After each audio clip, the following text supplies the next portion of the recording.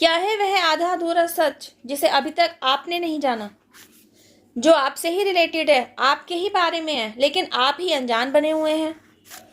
अभी तक आपने यही सब कुछ देखा, सुना और समझा कि आप और हम खाली हाथ ही आए हैं और खाली हाथ ही जाएंगे।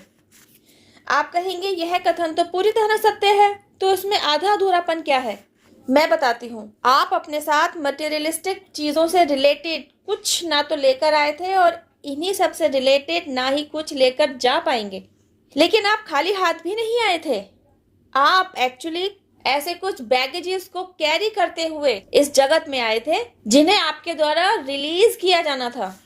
कुछ ऐसे बैगेजेस जिन्हें न जाने कितने पुराने वर्षों से, कितने पुराने जन्मों से आपने कैरी किया हुआ था, जो बर्थ बाय बर्थ आप कैरी फॉरवर्ड ही करते चले आ रहे थे। इस पैटर्न को तोड़ ही नहीं पा रहे थे। इस पैटर्न को आपने तोड़ा, इन बैगेजेस को आपने छोड़ा, सिर्फ और सिर्फ खुद पर काम करके, अपने आप को हील करके। एंड यू नो व्हाट, अगर आप इस बार भी खुद पर काम नहीं करते हैं ना, खुद को हील नहीं करते हैं ना, तो इस बार का भी सारा बैगेज पुराने बैगेज के साथ और कैरी फॉरवर्ड हो जाएगा। दिस इज द रीजन, इसी बैगेज की वजह से आप बार बार जन्म मरण के साइकिल्स में भी फंसे रहेंगे। तो क्या है यह बैगेज? क्या यह किसी लगेज की तरह दिखाई देता है? बैगेज हम कैसे क्रिएट कर लेते हैं और कैसे यह हमारे साथ साथ बर्थ बाय बर्थ चलता ही चला आ रहा है? चलिए समझने की कोशिश करते हैं। फॉर एन एग्जाम्पल, आपका आपके ही किसी अपने बंदे के साथ किसी कारण से मनमुटाव होता है। आप दोनों के बीच मतभेद की स्थितियां पैदा होती हैं। देखा जाए तो आप एक दूसरे के साथ बहुत प्यारा बॉन्ड शेयर करते रहे। गाइज, आपके द्वारा समझने वाली बात यह है कि इन दिस एग्जाम्पल आप यहाँ अपने साथ किसी भी रिश्ते को एज्यूम कर सकते हैं। दो भाई, दो बहनें, भाई बहन, हस्बैंड वाइफ, माँ बेटा, बाप बेटी, कोई भी दो जन जो आपस में एक दूसरे के साथ कोई खूबसूरत रिश्ता शेयर कर रहे हैं। इवन दो पड़ोसी, दो कलीग्स, कोई भी दो जन। But because of any kind of reason अब आप वह खूबसूरत रिश्ता एक दूसरे के साथ शेयर नहीं कर रहे हैं। आप दोनों की एक दूसरे के साथ बातचीत भी बंद है। इस रिश्ते में आप दोनों की ही एक दूसरे के साथ काफी सारी सुनहरी यादें भी मौजूद थी, जो रह रहकर आप दोनों को ही ना रुला भी रही थी। लेकिन आप दोनों क्योंकि ईगो से ऑपरेट करते रहे, तो आप दोनों में से किसी ने भी इस मुद्दे को सुलझाने की कभी कोशिश ही नहीं की। चलिए समझ लेते हैं, ये दोनों भाई बहन हैं जो एक दूसरे के साथ बहुत ही प्यारा, बहुत ही खूबसूरत सा रिश्ता शेयर कर रहे हैं। वक्त निकलता गया और इन दोनों ने आपस में एक दूसरे के साथ कभी भी सुलह करने की कोशिश नहीं की। एंड ऑफ द डे जो सिस्टर होती है ना, वह शरीर छोड़ देती है। जरा ध्यान से समझिएगा, अब यह सिस्टर जो शरीर छोड़ चुकी है, यह अपने साथ क्या ले गई? जब उसने जन्म लिया था ना तो वह कुछ अपने साथ लेकर आई थी, और अब इस समय जब वह शरीर छोड़ चुकी है, ना ही वह कुछ अपने साथ लेकर गई है ना। यही है ना आपके अकॉर्डिंग पूरा सत्य। लेकिन जैसा कि मैंने अपनी वीडियो में आपको समझाना चाहा कि कोई इंसान जब शरीर छोड़ देता है तो वह खाली हाथ नहीं जा रहा होता, वह अपने साथ कुछ बैगेजेस को साथ लेकर जा रहा होता है। तो इन दिस केस बैगेज कहाँ है? You would be shock to know, अनजाने ही इस सिस्टर ने भी कुछ बैगेजेस को कैरी कर ही लिया था, जिन्हें अब वह अपने साथ ले गई। क्या था वह बैगेज? वह बैगेज था पेन। वह किसी ऐसे दर्द में शरीर छोड़कर गई जिस दर्द को ना तो वह निगल पा रही थी और ना ही वह उगल पा रही थी।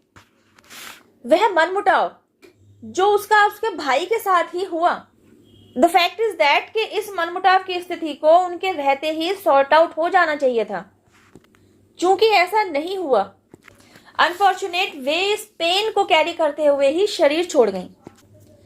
आई एम श्योर गाइज, अभी तक आपने भी यही समझा होगा कि मरने के बाद, शरीर छोड़ने के बाद हम आत्मा बन जाते हैं। 20-30 साल पहले की बात करूं ना, तो कभी कभी मैं भी यही सोचती थी कि हम मरने के बाद सभी आत्मा बन जाते हैं। बट स्पिरिचुअलिटी में आने के बाद मुझे पता चला कि हम तो ऑलरेडी आत्मा हैं। हम लोग जिस यात्रा पर आ रखे हैं वो एक्चुअली एक सोल की जर्नी है। और आज की तारीख की बात करें, आज के करंट बर्थ में हमने जो शरीर धारण कर रखा है ना, एक टैग भी लगा रखा है ना, मीना सागर करके, तो एक्चुअली वो इस सोल जर्नी का एक पड़ाव है। वह सोल जो इस जर्नी पर आ रखी है, जब उसके सारे बैगेजेस क्लियर हो जाते हैं, जब उसके सारे कर्मास को उसने फेस कर लिया होता है, उसने शून्य की स्थिति को पा लिया होता है, उसने अपने अंदर पीस क्रिएट कर लिया होता है, तो बस वह डिवाइन पीरियड होता है जब उस आत्मा का परमात्मा से मिलन हो जाता है, उसे मोक्ष मिल जाता है। अब जानते हैं इस बैगेज की महत्वपूर्ण भूमिका के बारे में। क्योंकि वह सिस्टर पेन में अपना शरीर छोड़कर गई तो उसके आगे की सोल ग्रोथ कहीं ना कहीं स्टक हो गई। शरीर छोड़ने के बाद वह सोल जिस भी किसी डायमेंशन में गई ना, उसे आगे बढ़ने के लिए, उसे आगे की तरफ अपलिफ्ट होने के लिए स्पेस ही नहीं मिल रहा था, क्योंकि वह पेन में थी।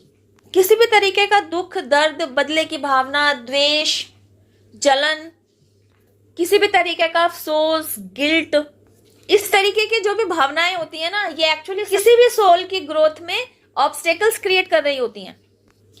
तो उस सिस्टर की सोल की ग्रोथ में भी ऑब्स्टेकल क्रिएट हुआ। वहां से ऑब्स्टेकल को हटाने के लिए ना उस सोल को हीलिंग की जरूरत है। अब उसको हीलिंग कैसे मिलेगी? तो आप ये सब बातें कहीं जानते हैं कि किसी सोल को अपलिफ्ट होने के लिए, अपनी जर्नी पर आगे की तरफ अग्रसर होने के लिए हीलिंग की जरूरत होती है, उसको हीलिंग चाहिए।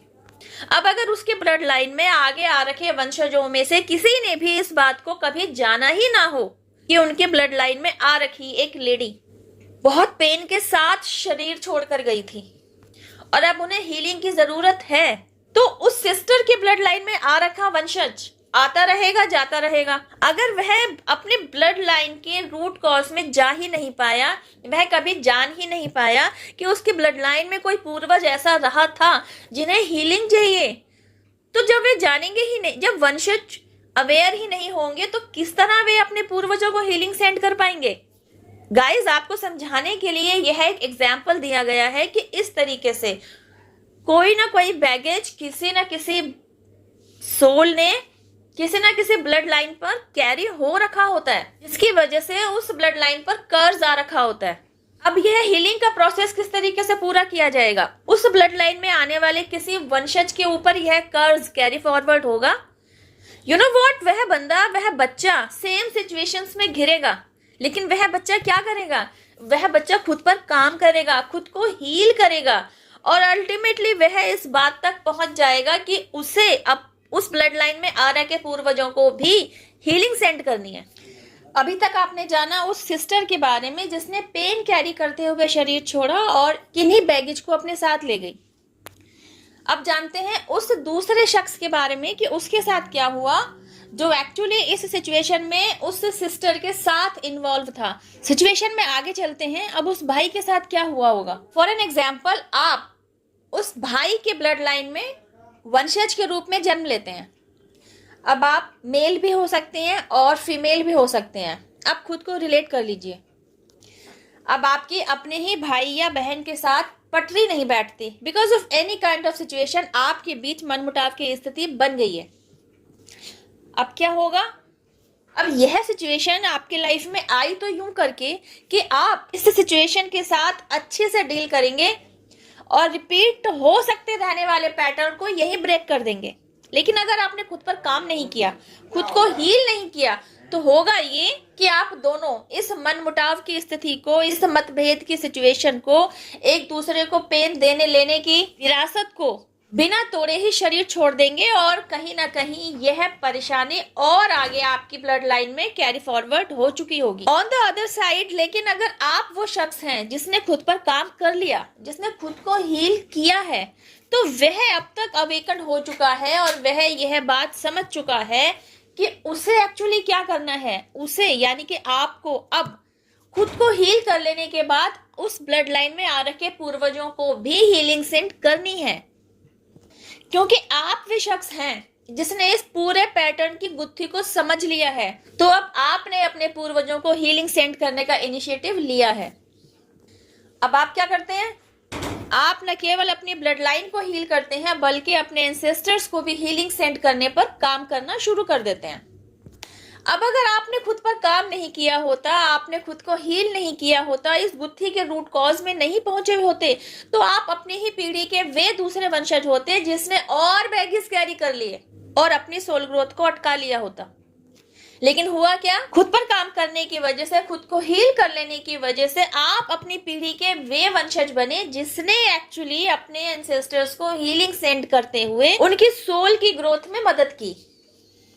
इससे हुआ क्या?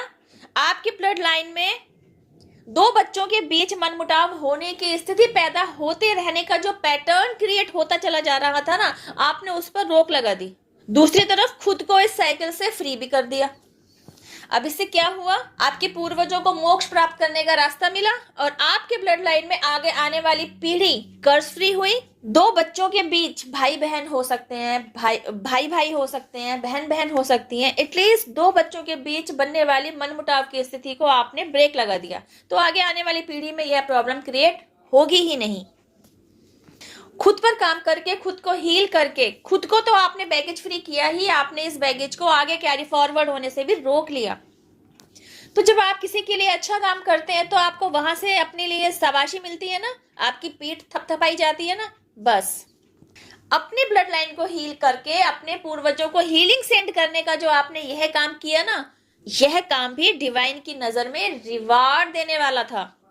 और आपके द्वारा पूरे किए गए इस काम के उपलक्ष्य में न केवल आपको डिवाइन ब्लेसिंग्स मिलती हैं, बल्कि आपको आपके एंसेस्टर्स द्वारा अर्जित किया गया पुण्य कर्मों के सारे फल भी आप ही को मिलते हैं। उनकी ब्लेसिंग्स भी आप ही के फेवर में आती है, आप ही की झोली में आती है। आई एम श्योर गाइज, आज के वीडियो के तहत आपने खाली हाथ आने और खाली हाथ जाने से रिलेटेड आधे अधूरे सत्य को आज अच्छे से समझा होगा। आपने समझा होगा कि किस तरह अनजाने ही हम और आप अपनी लाइफ में बैगेज क्रिएट कर बैठते हैं और वक्त रहते खुद को हील ना कर पाने की वजह से ये बैगेज किस तरह आपके साथ birth by birth carry forward होता रहता है। और आपने यह भी समझा कि इन्हीं बैगेजेस से फ्री होने के लिए आपको हीलिंग की जरूरत होती है। और आपको यह भी समझ में आया किस तरह उस ब्लड लाइन से रिलेटेड पूर्वजों को हीलिंग सेंड करने के लिए उसी ब्लड लाइन की आगे आने वाली पीढ़ी में किस तरह किसी वंशज को अवेयर कराया जाता है, उसे अवेकनिंग प्रोसेस से गो थ्रू होना पड़ता है, वह ट्रांसफॉर्मेशन पीरियड से गो थ्रू होता है, खुद पर काम करता है, खुद को हील करता है और किस तरह खुद को भी बैगेज फ्री करता है और अपने पूर्वजों को भी बैगेज से फ्री कराता है। गाइस, समझना चाहिए तो बात छोटी सी ही है कि अपने दिल और दिमाग पर किसी तरीके का बोझ आने ही ना दें, अपने अंदर किसी भी तरीके के बैगेज को पनपने ही ना दें, किसी भी तरीके के बैगेज को क्रिएट होने ही ना दें। यह कैसे मुमकिन है? जब बिल्कुल मुमकिन है जब आप हर सिचुएशन के प्रति अवेयर होंगे, हर सिचुएशन के प्रति पारदर्शिता रखना सीख चुके होंगे। मेरी माने अगर आप, मेरा अनुभव कहता है इसकी शुरुआत बचपन से ही कर देनी चाहिए। स्कूल कॉलेजेस की पढ़ाई के साथ साथ ही अगर आप बचपन से ही 10 मिनट मेडिटेशन को देना शुरू करें तो इससे क्या होगा, उस हर एक बच्चे के सोचने समझने की क्षमता पर सकारात्मक असर पड़ेगा। हर उस एक बच्चे को उसके साथ घट रही हर छोटी बड़ी सिचुएशन को समझने और एनालाइज करने की क्लैरिटी मिलेगी। सिचुएशन से रिलेटेड लिए गए उसके द्वारा हर एक निर्णय सही साबित होगा।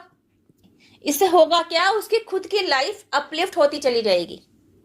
ये जो हम और आप किसी ना किसी ब्लॉकेज का शिकार हो रहे हैं ना, कोई फाइनेंशियल क्राइसिस फेस कर रहा है तो कोई इमोशनली हर्ट है, कोई फिजिकली पेन बेयर कर रहा है, मतलब किसी ना किसी तरीके के पशोपेश में फंसे ही हुए हैं।